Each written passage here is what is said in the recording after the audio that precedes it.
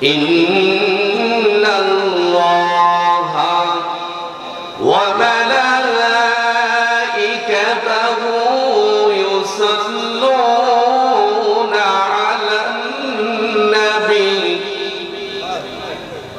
يا أيها الذين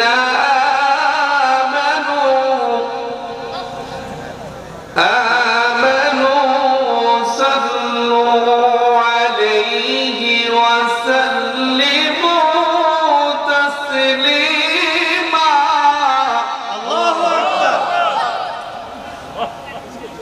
আমার আল্লাহ পাক রব্বুল আলামিন পবিত্র কোরআনে ওয়াকিমুস সালাতা 82 বার নামাজের কথা বলেছে। আমার সে আল্লাহ নিজেই নামাজ পড়ে না। 83 বার আমার আল্লাহ পর্দার কথা বলেছে গো, সে আল্লাহ নিজেই পর্দা করে না। যাকাত দেওয়ার জন্য আমার আল্লাহ বলেছেন, সে আল্লাহ নিজেই যাকাত দেয় না। আল্লাহ বলেন ইন্নাল্লাহা, নিশ্চয় আমি আল্লাহই তো আল্লাহ, ওয়া মালাইকাতি, আমার ফেরেশতারা, ইউসাল্লুনা আলান নবী, আমি এবং আমার ফেরেশতারা আমার বন্ধুর উপর দুরূদ এবং সালাম পাঠ করে জোরে বলুন সুবহানাল্লাহ। যেটা স্বয়ং আল্লাহ পাক পাঠ করে এটার ফজিলত বেশি না কম? আরে ভাইয়া, এরপরে আমার আল্লাহ পাক রব্বুল আলামিন বলেন ইয়া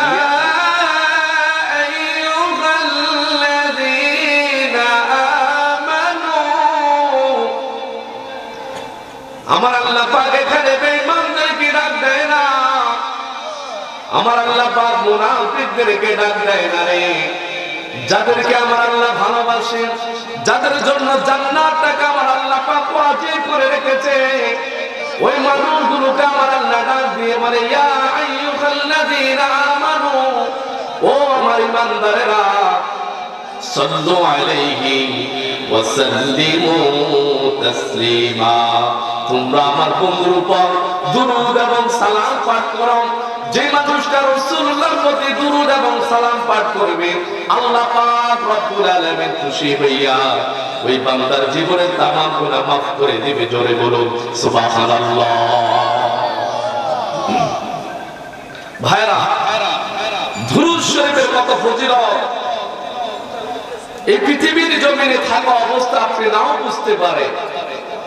যখন পৃথিবী থেকে রূহ নামক বস্তুটা আপনার দেহ থেকে মালাকুল মউত আজরাইল আলাইহিস সালাম বের করে দিবে, মৃত্যুর পরে যখন কবরস্থ করা হবে, তখন বুঝবেন এই দুরূদ সালামের ফজিলতটা। যে ব্যক্তি আল্লাহ এবং তার রাসূলকে খুশি করে যাবে, ওই মানুষটার জন্য আমার আল্লাহ পাক মৃত্যুর পরে জান্নাতুল ফিরদাউসের দরজা খুলে রেখেছে। চলে বলুন সুবহানাল্লাহ।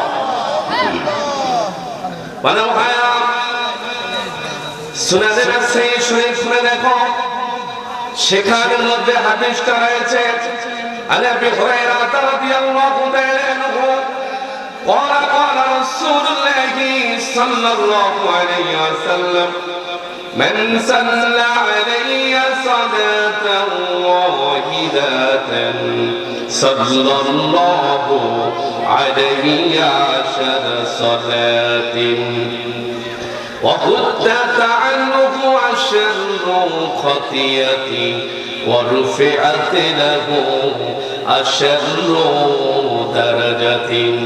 জোরে জোরে বলুন না আল্লাহু আকবার।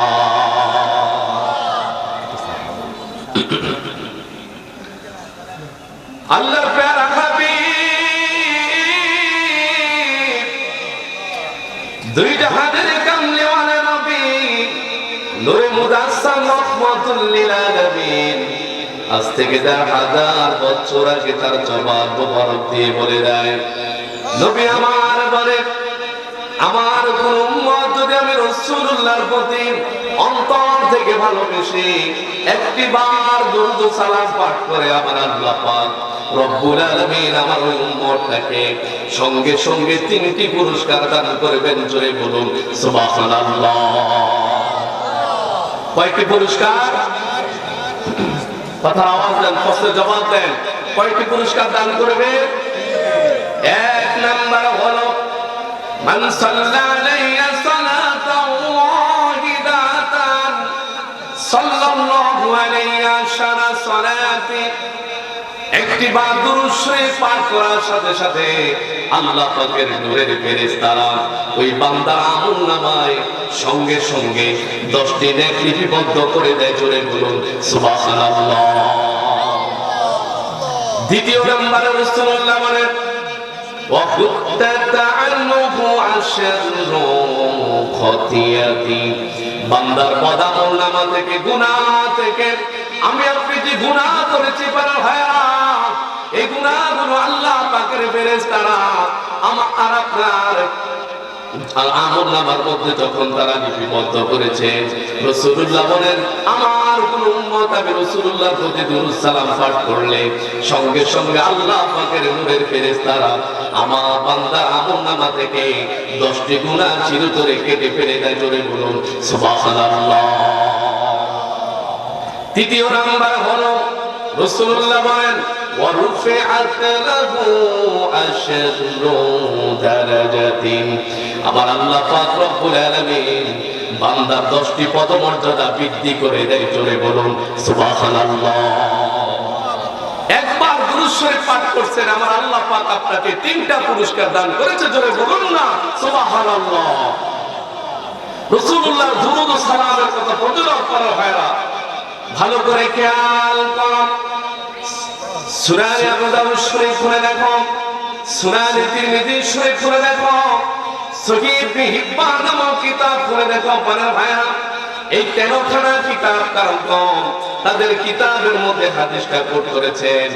আর ইবনে মাসউদ রাদিয়াল্লাহু তাআলা আনহু ক্বালা ক্বালা রাসূলুল্লাহ সাল্লাল্লাহু আলাইহি ওয়াসাল্লাম আউলান নাস বি ইয়াউমাল কিয়ামাতি আকসারুহুম আলাইহিস সালাত।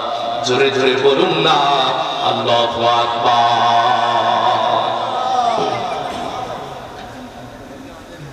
কিয়ামতের কঠিন মাঠে পানো ভাইরা, যে মা 10 মাস 10 দিন আপনার গর্ভে ধারণ করেছে, ওই মা পর্যন্ত কিয়ামতের মাঠে আপনার দিকে তাকাবে না। যে বাবা নিজে না খাইয়া তোমারে আমারে খাওয়াইলো, সে বাবা পর্যন্ত কিয়ামতের মাঠে তোমার আমার দিকে তাকাবে না। যে স্ত্রীর মায়া, সন্তানের মায়া আজকে তুমি ইবাদত করতে পারো না, ওই স্ত্রীর সন্তান কিয়ামতের মাঠে তোমার কোনো উপকারে আসবে না। রাসূলুল্লাহ বলেন এই পৃথিবীর জমিনে আমার যে উম্মতটা আমি রাসূলুল্লাহকে ভালোবাসলো, অন্তর থেকে কলিজা থেকে মহব্বত করলো, আল্লাহর হাবিব বলেন ওই কঠিন কিয়ামতের মাঠে প্রতিটি মানুষ তারে ভুলে গেল, আমি রাসূলুল্লাহ ভুলবো না। আল্লাহর হাবিব বলেন আউলান নাসি বি ইয়াউমাল কিয়ামাতি আকসারুহুম আলাইহিস সালাম। আমার উম্মতটা কঠিন কিয়ামতের মাঠে আমার সাথে একসাথে হাসর নাসরে থাকবে। জোরে বলুন সুবহানাল্লাহ। এটা প্রশ্নের জবাব দেন। রাসূলুল্লাহ যদি আপনার সাথে কিয়ামতের মাঠে হাসর নাসরে থাকে, আপনার চিন্তার কোনো কারণ আছে? রাসূলুল্লাহর সাথে কিয়ামতের মাঠে থাকতে হলে কি করতে হবে? নবীর প্রতি অধিক পরিমাণে দুরূদ এবং সালাম পাঠ করতে হবে। যে মানুষটা রাসূলুল্লাহকে মহব্বত করে অধিক পরিমাণে দুরূদ এবং সালাম পাঠ করবে, ওই মানুষটাই কাল কিয়ামতের মাঠে রাসূলুল্লাহর সাথে থাকবে। জোরে বলুন সুবহানাল্লাহ। একটু দুরূদ শরীফ পড়েন সাল্লাল্লাহু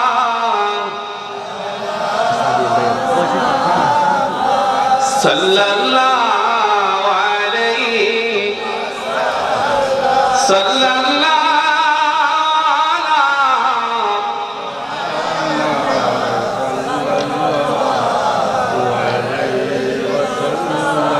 আশরাফে তামার সানি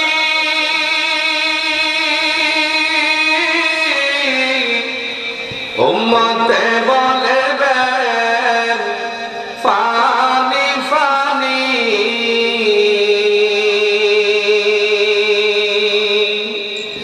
নবী বিনে পানি সাধ্য কারো নাই সাল্লাল্লাহ মুহাম্মাদ সাল্লাল্লাহ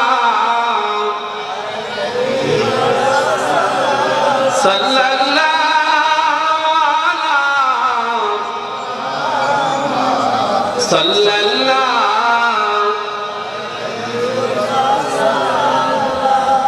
ও ঢোলটার ভাইরা, কিয়ামতের কঠিন মাঠটা যখন অনুষ্ঠিত হবে, খামসিন আলফা সালাতা, একদিন নয়, 2 দিন নয়, 50,000 বছর পর্যন্ত মানুষ কিয়ামতের মাঠে দাঁড়িয়ে থাকতে হবে। এক বিঘত মাথার উপরে, আদায় হাত মাথার উপরে, 12টা মুখ দিয়ে সূর্য তাপ দিবে। ওই কঠিন কিয়ামতের মাঠে মানুষ পাগল হয়ে যাবে, চিৎকার মেরে উঠবে, পানি পানি করে মানুষ চিৎকার মেরে উঠবে। ওই কঠিন কিয়ামতের মাঠে আমার নবী ছাড়া পানি দেওয়ার মতো কোনো মানুষ থাকবে না। নবীর শান, নবীর মান এখন না বুঝবো, অন্ধকার কবরে যখন যাইবা তখন বুঝবো আমার নবীর কত শান, আমার কত মান ছিল, ঠিক কিনা বাবা? নবীর কাছে বেঁধে বলে গো, নবীর আপন হতে যদি চান গো,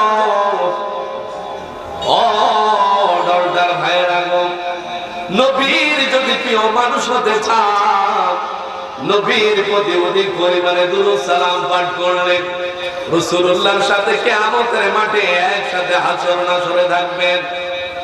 হাসর নাসর মানুষ যখন কিয়ামতের মাঠটা পারটেক করে আযাব যখন সইতে পারবে না, বান্দা তখন দৌড় শুরু করবে ফুলসিরাতের উপরের দিকে। বান্দা চলে যাবে আল্লাহ পাকের জান্নাতে প্রবেশ করার জন্য, ফুলসিরাতের উপরের দিকে দৌড় শুরু করবে।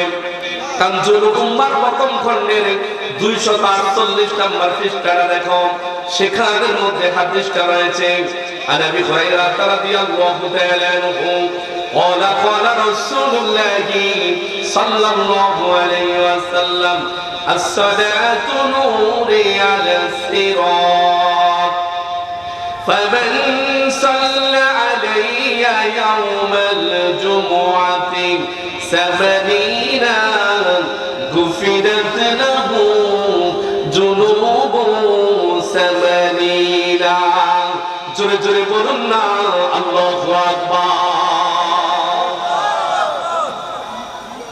আল্লাহর প্যারা হাবিব,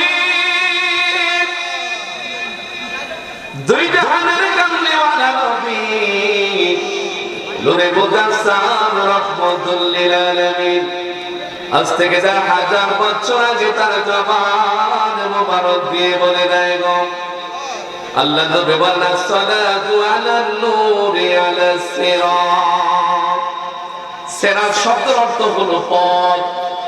বান্দা যখন কিয়ামতের কঠিন মাঠটা পারটেক করে যখন ফুলসিরাতের ফুলের দিকে দৌড় শুরু করবে, আসসালাতু আলান নূরি আলাস সিরাত, ফুলসিরাতের পথের দিকে যখন বান্দা দৌড় শুরু করবে, দৌড় শুরু করার পরে ফুলসিরাতের ফুলের গোড়া যাইয়া দেখবে বান্দা লাইটের কোনো ব্যবস্থা নাই, অন্ধকারে আচ্ছাদিত। আচ্ছা বলেন, এখানের মধ্যে যদি লাইট না থাকে এখানে কি থাকবে? অন্ধকার। অন্ধকার থাকলে কিছু দেখা যাবে? কোনো কিছু দেখা যাবে? যারা রাসূলুল্লাহর দুরূদ সালাম পড়ে না, এরা এই ফুলসিরাতের ফুলের গোড়ায় যাইয়া তার সর্বপ্রথম বিপদে পড়বে। আমি বলি না, রাসূলুল্লাহ বলেছে, একটু ভালো করে খেয়াল করেন। আল্লাহ নবী বলেন আসসালাতু আলান নূরি আলাস সিরাত। সিরাত মানে পথ। ফুলসিরাতের ফুলের গোড়ায় যখন বান্দা যাবে, যাইয়া দেখবে লাইটের কোনো ব্যবস্থা নাই, আলোর কোনো ব্যবস্থা নাই, অন্ধকারে আচ্ছাদিত। অযুবেতনা দলটার ভাইয়েরা ভালো করে খেয়াল করো গো, নবীর প্রিয় হতে বলে গো, নবীর প্রতি দুরূদ সালাম পড়া লাগবে গো। আজকে শুধু কেবল বাতিল পেরকারা বিশেষ করে ফতোয়া দেয় দুরূদ সালামের বিরুদ্ধে। ও যুবকেরা ভালো করে খেয়াল করো গো, আল্লাহর হাবিব বলেন আসসালাতু আলান নূরি আলাস সিরাত বান্দা যখন ফুলসিরাতের কোণের দিকে দৌড় শুরু করবে, যায়া দেখবে সেখানে লাইটের কোনো ব্যবস্থা নাই, অন্ধকার আচ্ছাদিত। আল্লাহর হাবিব বলেন, আমার কোন উম্মত যদি আমি রাসূলুল্লাহরে ভালোবেসে এই দুনিয়ার মধ্যে অধিক পরিমাণে দুরূদ সালাম পাঠ করবে, এই দুরূদ শরীফটা আমার আল্লাহ পাক একটা লাইটে পরিণত করে দিবে, ভালোতে পরিণত করে দিবে। আর সেই ভালো আলোতে, দুরূদ শরীফের ভালো আলোতে বান্দা দৌড়াইয়া দৌড়াইয়া আমার আল্লাহ পাকের জান্নাতে প্রবেশ করবে। জোরে বলুন সুবহানাল্লাহ। শুধু কেবল তাই নয়, আল্লাহর প্যারা হাবিব রাহমাতুল লিল আলামিন বলেন, فمن صلى علي يوم الجمعة 70 غفرت له ذنوب 70। জোরে জোরে বলুন না আল্লাহু আকবার। আল্লাহর প্যারা হাবিব দুই জাহানের কামনেওয়ালা নবী নূরে মুজাসসাম রাহমাতুল লিল আলামিন আজ থেকে 1000 বছর আগে তার জবান মুবারক দিয়ে বলে দেয়, নবী আমার বলেন, আমান সাল্লা আলাইয়া ইয়াউমাল জুমুআতি, আমার যে উম্মতটা আমি রাসূলুল্লাহর ভালোবাসিয়া প্রতি শুক্রবার 80 বার দুরূদ সালাম পাঠ করবে, আমার আল্লাহ পাক রব্বুল আলামিন ওই বান্দার 80 বছরের সগীরা গুনাহ মাফ করে দিবে। জোরে বলুন সুবহানাল্লাহ। অর্ডারটা ভাইরা ভালো করে খেয়াল করো, রাসূলুল্লাহর প্রতি দুরূদ সালাম না পড়লে কঠিন কিয়ামতের মাঠে তোমার বিপদে পড়ে যেতে হবে। সুনান তিরমিজি শরীফ করে দেখো, রাসূলুল্লাহ এই হাদিসটা শেখার মধ্যে ইমাম তিরমিজি রাহমাতুল্লাহ আলাইহি হাদিসটা কোট করেছেন। আন ওমর ইবনে খাত্তাব রাদিয়াল্লাহু তাআলা আনহু قال إن الدعاء موقوف بين السماء والأرض لا يسعد منه شيء حتى تصلي علي। জোরে জোরে বলুন না আল্লাহু আকবার। হাদিস কাকে বলে একটু ভালো করে খেয়াল করেন। আমি যে এখন আপনাদের সামনে সুনান তিরমিজি শরীফ থেকে হাদিসটা তুলে ধরেছি, এটা আমার নবী বলে না, এটা বলেছে হযরত ওমর। হযরত ওমরের হাদিসটা যে আপনি গ্রহণ করবেন, আগে খেয়াল করেন সেই ওমর কেমন মানুষ ছিল। আল্লাহ নবী বলেন, লিকুল্লি নাবিয়্যিন মুহাদ্দাসুন ওয়া মুহাদ্দাসুল উম্মতি ইলা ওমর ইবনে খাত্তাব রাদিয়াল্লাহু তাআলা আনহু। প্রত্যেক নবীর একজন মুহাদ্দাস রয়েছে, আমার মুহাদ্দাস হচ্ছে হযরত ওমর। মুহাদ্দাস কাকে বলে? মুহাদ্দাস কাকে বলে? মুহাদ্দাস ওই ব্যক্তিকে বলে যার সিদ্ধান্ত অনুযায়ী আকাশ থেকে ওহী নাযিল হয়। হযরত ওমরের সিদ্ধান্ত অনুযায়ী পবিত্র কোরআনে একটা নয় দুইটা নয় 22 খানা আয়াত আমার আল্লাহ পাক নাযিল করেছে। জোরে বলুন সুবহানাল্লাহ। এত বড় মহান ব্যক্তি, যে ব্যক্তির কথা অনুযায়ী আল্লাহ পাক কোরআনের আয়াত নাযিল করেছে। জোরে বলুন সুবহানাল্লাহ। এই যে পর্দার আয়াত নাযিল হয়েছে, এটা হযরত ওমর যখন আল্লাহ রাসূল সাল্লাল্লাহু আলাইহি সাল্লাম সাউদা রাদিয়াল্লাহু তাআলা আনহাকে বিবাহ করলেন, বিবাহ করার পরে রাসূলুল্লাহ এখন তার বিবির কাছে যাইতে পারে না, পর্দার আয়াত ওই সময় নাযিল হয় নাই। সাহাবীরা রাসূলুল্লাহর ঘরের মধ্যে তারা অবস্থান করতেছে। হযরত ওমর ঘরের ভিতরে ঢুকে, হযরত ওমরের মাথা গরম হয়ে গেছে। তিনি বলতেছে, রাসূলুল্লাহ বিবাহ করে আসছে, একটু বিবির কাছে যাইতো, সাহাবীদের কারণে যাইতে পারে না। হযরত ওমর বলতেছে, আল্লাহ তুমি যদি পর্দার আয়াত নাযিল করতা, সঙ্গে সঙ্গে আমার আল্লাহ পাক আর দেরি করে নাই, সঙ্গে সঙ্গে পর্দার আয়াত নাযিল করেছে। জোরে বলুন সুবহানাল্লাহ। এত বড় ব্যক্তি রে আজকে আহলে হাদিসের নামে আহলে খবিশেরা বেদাতি বলে ফতোয়া দেয়। অথচ যুবক তুমি তো বুঝো না, যেই ওমর জান্নাতের সুসংবাদ প্রাপ্ত সাহাবী, ঠিক কি না? ও বান্দার ভাইয়া, আল্লাহর হাবিব বলেছেন, লাউ কানা বা'দিন নবী আল্লাহ কানা ওমর, আমার যদি নবী হতো, হতো সেই ওমর।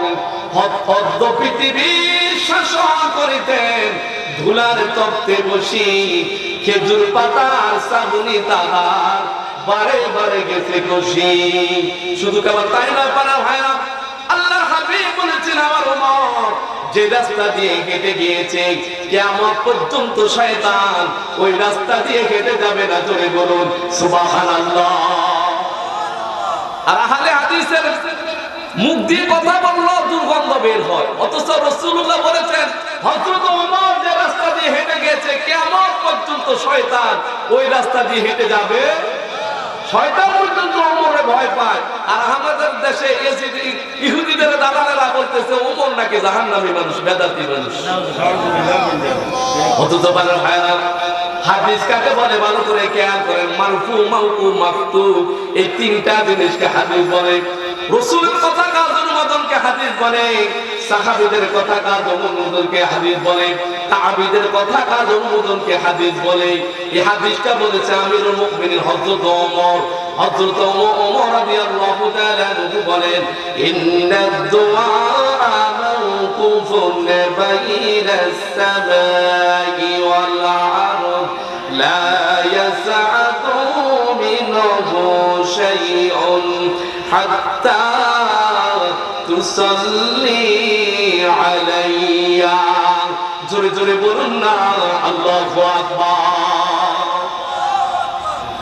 আমিরুল মুমিনিন হযরত ওমর বলেন, ইন্না দুআ মাওকুফুন বাইনাস সামাই ওয়াল আরদ। বান্দা যখন আল্লাহর কাছে দোয়া করে, আল্লাহ বড় অসুস্থ গো, অনেক ওষুধ খাইলাম, আল্লাহ দেখো তো ভালো হয় না, আল্লাহ মায়া করে দয়া করে আমার দেখোটাকে ভালো করে দাও। বান্দা যখন দোয়া করে, আল্লাহ আমার ছেলেটা বিদায় চাইতে পারে না, ওগো আল্লাহ তুমি ব্যবস্থা করে দাও। এইভাবে বান্দা যখন কাকুতি মিনতি করিয়া করিয়া আমার আল্লাহর কাছে দোয়া করে, আমিরুল মুমিনিন হযরত ওমর বলে, মাওকুফুন বাইনাস সামাই ওয়াল আরদ, আকাশ এবং জমিনের মধ্যবর্তী স্থানে বান্দার দোয়াটা আমার আল্লাহ পাক ঝুলন্ত রাখে। আমি আপনি যে দোয়া করি, এই দোয়াটা মাওকুফুন বাইনাস সামাই ওয়াল আরদ, আকাশ এবং জমিনের মধ্যবর্তী স্থানে দোয়াটা ঝুলন্ত থাকে। এটা আল্লাহর দরবারে যায় না, জমিনের মধ্যে নামে না। এক কথা হলো মাঝখানে ঝুলন্ত থাকে। আমিরুল মুমিনিন হযরত ওমর বলেন, যখন আল্লাহর হাবিবের কোন উম্মত রাসূলুল্লাহর ভালোবাসিয়া দুরূদ সালাম পাঠ করে, সঙ্গে সঙ্গে আমার আল্লাহ পাক ওই দুরূদ শরীফের ফজিলতের কারণে আল্লাহর দরবারে ওই দোয়াটা সঙ্গে সঙ্গে পৌঁছে যায়। জোরে বলুন সুবহানাল্লাহ। এখন প্রশ্ন করতে পারেন, হুজুর দুরূদ সালাম পাঠ করে তারপরে দোয়া করছি, দোয়া তো কবুল হয় না, কি মনে কষ্ট জাগে না? ভাইরা, দোয়া কবুল হওয়ার প্রথম শর্ত হচ্ছে হালাল খেতে হবে। কি খেতে হবে? এখন যদি আপনি হারাম খান তাহলে দোয়া কি আল্লাহ কবুল করবে? কথা বলেন, দোয়া কবুল করবে? হালাল ছাড়া কোশ্চিন কালো কোন মানুষের দোয়া আল্লাহর দরবারে কবুল হবে? আল্লাহ বলেছেন, লা ইয়াদখুলুল জান্নাতা গুদিয়া বিল হারাম। হারাম বক্ষণকারী দেখো কোশ্চিন কালো জান্নাতের মধ্যে প্রবেশ করবে না। যারা সুদ খান, যারা ঘুষ খান, পরের হক মারে মারে খান, এই মানুষের দেখো কোশ্চিন কালো জান্নাতে যাবে না। ভালো করে খেয়াল করেন, দোয়াটা যদি আপনি কবুল করাইতে হয় সর্বপ্রথম আপনাকে কি করতে হবে? কথা বলেন, কি করতে হবে? হালাল খেতে হবে। হালাল খেলে কিভাবে আল্লাহ আল্লাহ দোয়া কবুল করে গো?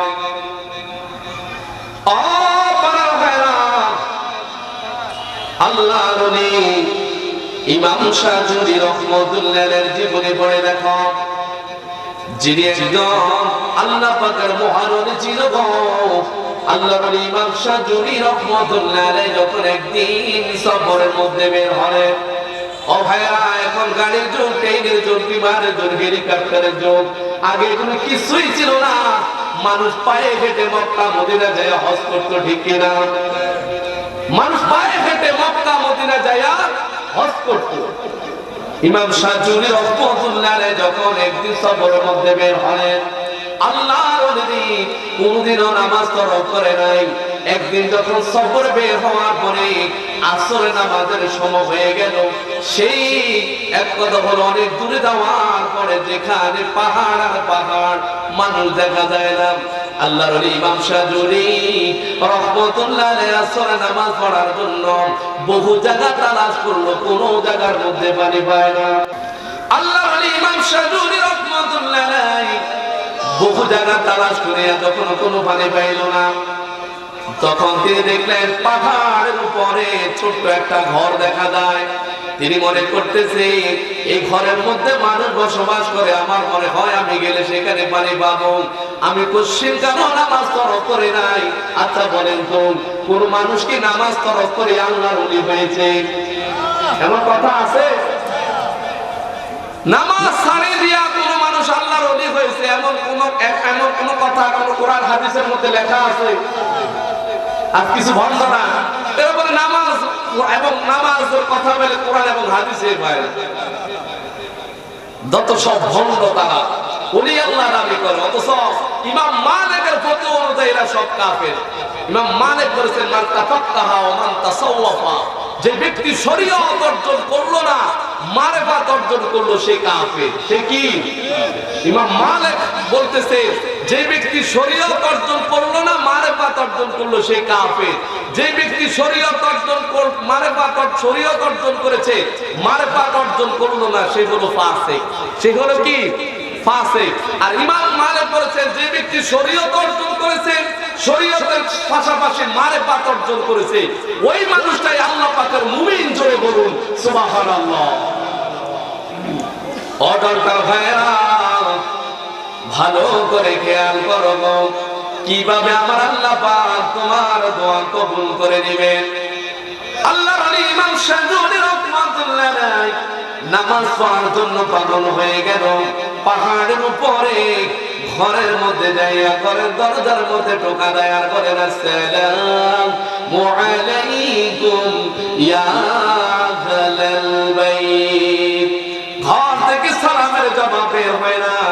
আবার যখন আল্লাহর ওলি ইমাম শাজুলি রাহমাতুল্লাহ আলাইহি সালাম দিলেন, ঘর থেকে একজন মহিলা সালামের জবাব দেয়, ওয়া আলাইকুমুস সালাম ওয়া রাহমাতুল্লাহি ওয়া বারাকাতুহু।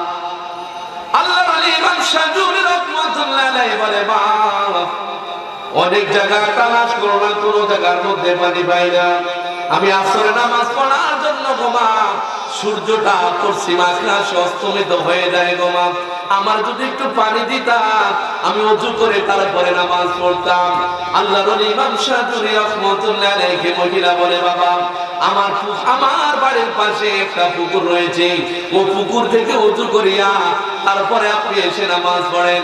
আল্লাহর ওলি ইমাম শাজুলি রাহমাতুল্লাহ আলাইহি পুকুরের পাড়ে যাইলেন, যাইয়া দেখলেন চৈত্র মাস আসলে যেইভাবে খাল বিলগুলো ফেটে যায়, এইভাবে সব পুকুরের তলাটা ফেটে রয়েছে, এক ফোঁটা পানিও পুকুর তলার মধ্যে নাই। এখন ইমাম শাজুলি রাহমাতুল্লাহ আলাইহি বলতেছে, মহিলা আমার কই পাঠাইবে? এই পুকুরের মধ্যে এক ফোঁটা পানিও না, আমি কিভাবে ওযু করব?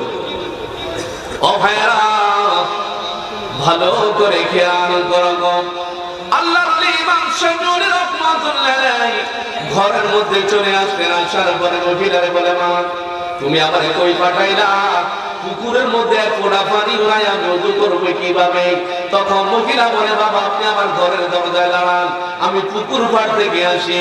মহিলা পুকুর পাড়ে যাইয়া তিনবার দুরূদ সালাম পাঠ করিয়া পুকুরের মধ্যে ফু ফেলিয়া এরপরে ঘরের মধ্যে চলে আসলেন। আসার পরে ভাই আল্লাহর ওলি ইমাম শাজুলি রাহমাতুল্লাহ আলাইহি মহিলা বলে, বাবা যান পুকুর পাড়ে যান, যাইয়া ওযু করিয়া তারপরে আমার ঘরের মধ্যে আসিয়া নামাজ পড়েন। ইমাম শাজুলি রাহমাতুল্লাহ আলাইহি মনে করেছে মহিলা মনে হয় পানিটা ঘটের মধ্যে রাইখা বদনাতে এক কথা হলো জ্বর বলে যেটাই বলে, এটার মধ্যে রাখিয়া মনে হয় পুকুর পাড়ে রাইখা তারপরে চলে আসছে।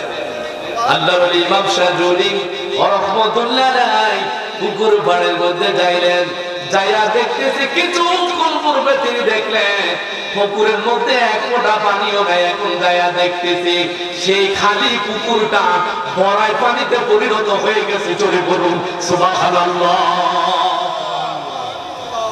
আল্লাহর ওলি ইমাম শাফিঈ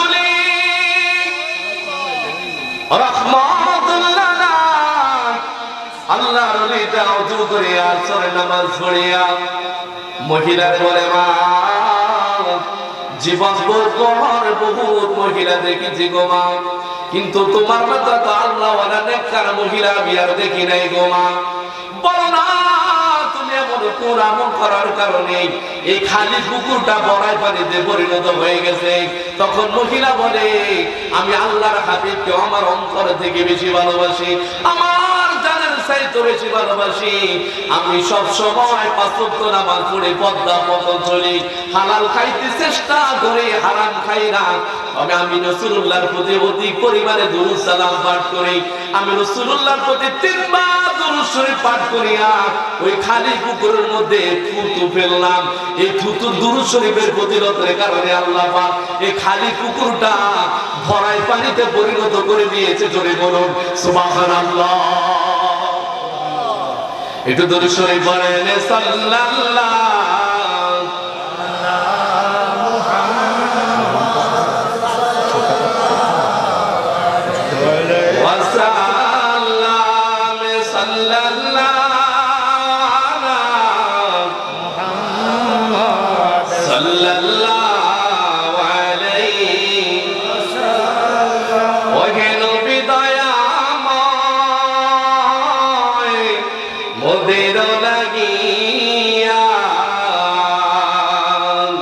রোজাসরে পার করিও উম্মত বলিয়া সাল্লাল্লাহু মুহাম্মাদ সাল্লাল্লাহু সাল্লাল্লাহু মুহাম্মাদ সাল্লাল্লাহু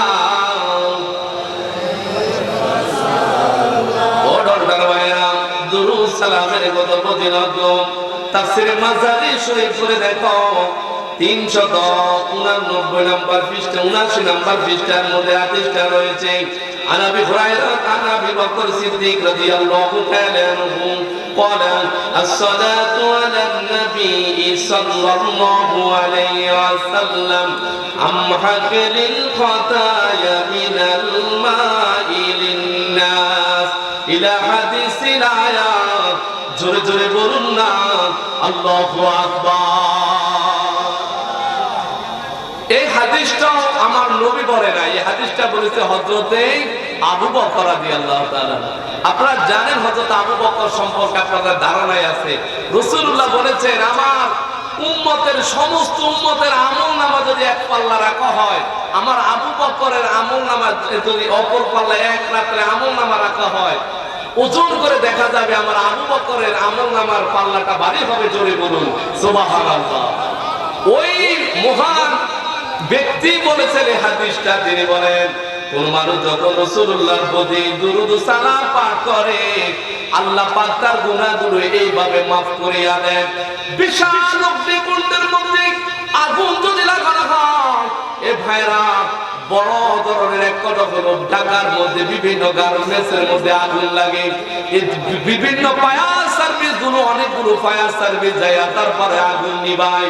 হযরত আবু বকর বলে কোন মানুষ যদি রাসূলুল্লাহর প্রতি এভাবে দুরূদ সালাম পাঠ করে আগুন লাগাই দেওয়ার পরে পানি দিলে যেভাবে আগুনগুলো নিভে যায়, উম্মতের আমলনামা থেকে আমার আল্লাহ পাক এইভাবে আমার আল্লাহ পাক গুনাহগুলো এভাবে maaf করে দিবে। যখন কোন মানুষ রাসূলুল্লাহর প্রতি দুরূদ সালাম পাঠ করবে আমার আল্লাহ পাক রব্বুল আলামিন বান্দার জীবনের গুনাহগুলো maaf করে দিতে থাকবে। জোরে বলুন সুবহানাল্লাহ। অর্ডার ভাইরা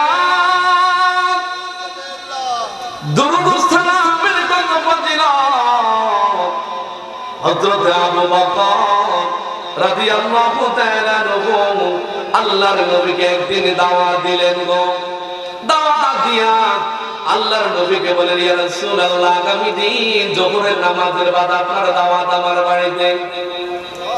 আল্লাহর নবীকে দাওয়াত দেওয়ার পরে হযরত আবু বকর বাজার থেকে একটা বড় মাছ কিনিয়া এরপরে বাড়ির মধ্যে আনলেন। বিবিরে বললেন, বিবিরে এই মাছটা রান্না করো, আমি আল্লাহর নবীকে দাওয়াত দিয়েছি। আল্লাহর নবী হযরত আবু বকরের বাড়িতে দাওয়াত খাইব বলেন ভাই। যখন হযরত আবু বকরের স্ত্রী এই মাছটা যখন এক কথা হলো কুটাকাটা করিয়া যখন পাক করতে যাবে, আগুনের মধ্যে দেওয়ার সাথে সাথে ওই মাছটা পোড়া যাইতেছে না। জোরে বলুন সুবহানাল্লাহ। মাছটা পাকই হইতেছে না। যতই চেষ্টা করে হযরত আবু বকরের স্ত্রী মাছটা ওই এক কথা হলো কড়াইয়ের উপরে সেই মাছটা পাক হতেছে না। দুরূদ সালাম রে আপনি অবজ্ঞা করতেছেন, আপনি মনে করতেছেন আরেক ভাই দুরূদ সালাম পাঠ করে আপনি তাকে ঠেস মেরে কথা বলতেছেন, তিনটা ছুটতেছেন। আপনি জানেন না দুরূদ শরীফের কত ফজিলত বাবা। ও ডাক্তার ভাইরা ভালো করে খেয়াল করব। হযরত আবু বকরের স্ত্রী হযরত আবু বকরকে বলে, আবু বকর গো তুমি কি মাছ নিয়ে আনলা? আমি তো মাছটারে চুলার উপরে পাক করার জন্য ছড়াইলাম, কিন্তু যতই আমি চেষ্টা করি মাছটা তো জ্বলতেছে না। এই কথা শুনে হযরত আবু বকর রাসূলুল্লাহর দরবারে চলে গেলেন। জয় বলে, রাসূলুল্লাহ নবী গো আমি আপনারে দাওয়াত দিয়েছি, পাক করে আপনারে আমি আমার বাড়িতে খাবার খাওয়াবো, কিন্তু আমি চুলার মধ্যে আমি একটা মাছকে নিয়ে এই মাছটা নিয়ে গেলাম, আমার বিবি আপনার জন্য পাক করতে গেল, কিন্তু আগুনের মধ্যে দিলাম, এই মাছটা পোড়া যাইতেছে না। জোরে বলুন সুবহানাল্লাহ। তখন আল্লাহর নবী আবু বকরকে বলে, আবু বকর তুমি এই মাছটা কার কাছ থেকে কিনলা? আবু বকর বলে, ইয়া রাসূলুল্লাহ নবী গো আপনার একজন আশিক প্রেমিক থেকে কিনলাম গো। এই মানুষটা হলো গরিব মানুষ, ওই নৌকার মাঝি, ওই মানুষটা জেলে মাঝি ছিল গো, সমুদ্রের পাড়ের মধ্যে মাছ ধরতো, আর আল্লাহর নবীরে ভালোবাসিয়া বাসিয়া ওই মানুষটা নৌকার বড়ি টানিয়া আর মাছ নদীর মধ্যে জাল ফালায় মাছ ধরার জন্য, আর আল্লাহর নবীর প্রতি অধিক পরিমাণে দুরূদ সালাম পাঠ করে। জোরে বলুন সুবহানাল্লাহ। তখন রাসূলুল্লাহ বলে, আবু বকর আমারে বুঝতে আর বাকি রইল না। যখন ওই মানুষটা আমি রাসূলুল্লাহর প্রতি দুরূদ সালাম পাঠ করতেছে, এমন সময় ওই মাছটা নৌকার পাশে বসিয়া বসিয়া আমি রাসূলুল্লাহর দুরূদ সালাম শুনলো। এই কারণে নৌকার মাঝিটা মাঝিটার জেলের জালের মধ্যে মাছটা উঠলো। এই মাছটারে তুমি দুনিয়ার আগুন দিয়া জ্বালাইতে পারবা না, এমনকি জাহান্নামের আগুন দিয়াও এই মাছটারে কশিনটারও তুমি জ্বালাইতে পারবা না। জোরে বলুন সুবহানাল্লাহ। আল্লাহর নবীর প্রকৃত আশিক যারা, ও আল্লাহর কসম করে বলি ওই মানুষগুলোকে জাহান্নামের আগুন কশিনটারও জ্বালাবে না। জোরে বলুন না সুবহানাল্লাহ। সেই নবী প্রিয় হতে চান? নবীকে স্বপ্নে দেখতে চান? মনের কথা বলে নবীকে স্বপ্নে দেখতে চান? কারা কারা চান দুইটা হাত তুলে দেখান তো। নারে তাকবীর, আল্লাহু আকবার, নারায়ে রিসালাত, ইয়া রাসূলুল্লাহ, আহলে সুন্নাত ওয়াল জামাত জিন্দাবাদ জিন্দাবাদ। ভাইরা এতক্ষণ পর্যন্ত শুধু নবী নবী বললাম। মান রাআনি ফিল মানামি ফাকাদ রাআনি ফিল ইকাযাতি ফাইন্না শাইতানা লা ইয়াতামাসসালু আলা সূরাতি। রাসূলুল্লাহ সাল্লাল্লাহু আলাইহি ওয়াসাল্লাম বলেন, এই হাদিসটা অর্থ বলার পূর্বে একটা প্রশ্ন করি। আচ্ছা বলেন, শয়তান আমাদের চাইতে শক্তিশালী না দুর্বল? শয়তান আমাদের চাইতে বেশি শক্তিশালী না দুর্বল? শয়তান শশীলের ফিসা হুজুরের চেহারা ধারণ করতে পারবে স্বপ্নে? কথা বলেন, পারবে? পারবে, বলেন পারবে। শয়তান গৌসে পাক আব্দুল কাদের জিলানী রাহমাতুল্লাহ আলাইহির চেহারা ধারণ করে স্বপ্নে আপনাকে ধোঁকা দিতে পারবে, পারবে কিনা? কিন্তু শয়তান আমার নবীর কাছে অসহায়। যারা আজকে নবীর নিজের সাথে তুলনা দেন, আপনি আমার দুশমন না, কসম ওই আল্লাহর খোসা মেরে এখানে বসেছে আপনার কথা বলার জন্য, এই জন্য না। কসম আল্লাহ একবার বলেছে আপনাকে আমি হ্যাঁ প্রতিপূর্ণ করে কথা বলবো, এই নিয়তে বসে নাই বাবা। রাসূলুল্লাহর কাছে শয়তান দুর্বল। রাসূলুল্লাহ বলেন, ইন্না শাইতানা লা ইয়াতামাসসালু আলা সূরাতি, নিশ্চয় শয়তান আমার কাছে অসহায়। আল্লাহ পাক শয়তানকে এই পাওয়ার দেয় নাই, শয়তানকে আমার আল্লাহ পাক এত পাওয়ার দিয়েছে, শয়তান প্রতিটি মানুষের শিরায় শিরায় প্রবেশ করতে পারবে, কিন্তু শয়তান আমি রাসূলুল্লাহ সূরত ধারণ করে কোন মানুষকে ধোঁকা দিতে পারবে না। জোরে বলুন সুবহানাল্লাহ। রাসূলুল্লাহ বলেন লা ইয়াতামাসসালু আলা সূরাতি, শয়তান আমার সূরত ধারণ করতে পারবে না। মান রাআনি, নিশ্চয় যেই ব্যক্তি আমি রাসূলুল্লাহকে দেখলো সেই যেন সত্যি আমাকে রাসূলুল্লাহকে দেখলো। জাগ্রত অবস্থায় যেইভাবে এখন আমি আমার হুজুরকে দেখতেছি, এইভাবে সেই মানুষটা যেন রাসূলুল্লাহ দেখলো। রাসূলুল্লাহ বলেন যেই ব্যক্তি আমি নবীকে দেখলো সে যেন জাগ্রত অবস্থায় দেখলো, আর যে ব্যক্তি আমি রাসূলুল্লাহকে দেখবে সাত জাহান্নামের আগুন আল্লাহ পাক ওই বান্দার জন্য হারাম করে দিবে। জোরে বলুন সুবহানাল্লাহ। ভাইরা, আজানের সময় হয়ে গেছে, এই জন্য আমি আর লম্বা চূড়া আলোচনা করে নিতে চাচ্ছি না সামনে। আবার একটা আকুল আবেদন আপনাদের কাছে, যদি বাবার আপনারা সন্তান হিসেবে আমার গ্রহণ করেন তাও আমি আপনাকে বলি, আর যুবকেরা যদি মনে করেন আমি আপনার আপন মায়ের পেটের ভাই, তাও ওই হিসেবে আমি বলতেছি বাবা, কারোর সাথে আমার শত্রুতা নাই। আমি আপনার খাই না, আপনারা পড়িও না, আপনি আমার খান না, আপনি আমার পড়ানো না। তবে আমার একটা আকুল আবেদন, এই পৃথিবী থেকে যখন একদিন চলে যাবেন, এই সন্তানের জন্য এত কষ্ট করে এই যে বোন মায়েরা তারপরে আলোচনা করে কিছু হাদিয়া পায়, কাকে খাওয়ায়, মাকে, বাবাকে, স্ত্রী, পুত্র, সন্তান সবাইকে তো খাওয়ায়। এরা আপনার কবরে যাবে না বাবা, এরা আমার কবরে যাবে না। আমি মৃত্যু বরণ করার পরে যদি কিছু পাঠায় তাহলে আমি পাবো, নয়তো বা পাবো না। তেমনি হুবহু আপনারও একই অবস্থা। নবীকে একবার অন্তত স্বপ্ন দেখতে চেষ্টা করেন, কান্নাকাটি করবেন। এই জীবনে আপনাকে কেউ কষ্ট দিলে আপনার চোখ দিয়ে পানি বের হয়। আমার নবীর জন্য কয়দিন কেঁদেছেন? নবীকে স্বপ্ন দেখার জন্য কয়দিন চোখের পানি ফেলাইছেন বলেন? এমনি এমনি তো রাসূলুল্লাহ জিয়ারত হবে না। নবীর সর্বপ্রথম ভালোবাসতে হবে, কান্নাকাটি করতে হবে আল্লাহর দরবারে। আর এই জন্য সার্সিনা পিসাই হুজুর কেবলা সব সময় বলবে, বাবা ঈশা নামাজ পড়িয়া একটু দুরূদ সালাম পড়িয়া তারপরে দুরূদ শরীফ পড়তে পড়তে ঘুমাইবেন। তাকদীর যদি ভালো হয়, নসিব ভালো হয়, রাসূলুল্লাহ জিয়ারত হয়ে যাবে। আর রাসূলুল্লাহ জিয়ারত হলে সাত জাহান্নামের আগুন আল্লাহ পাক বান্দার জন্য হারাম করে দিবে। জোরে বলুন সুবহানাল্লাহ। আল্লাহ পাক আমাদেরকে রাসূলুল্লাহর প্রকৃত উম্মত আশিক হিসেবে কবুল করেন। এক সকল বলুন আমিন। সকলে ভালো থাকবেন, আমার জন্য দোয়া করবেন। আসসালামু আলাইকুম ওয়া রাহমাতুল্লাহি ওয়া বারাকাতুহু।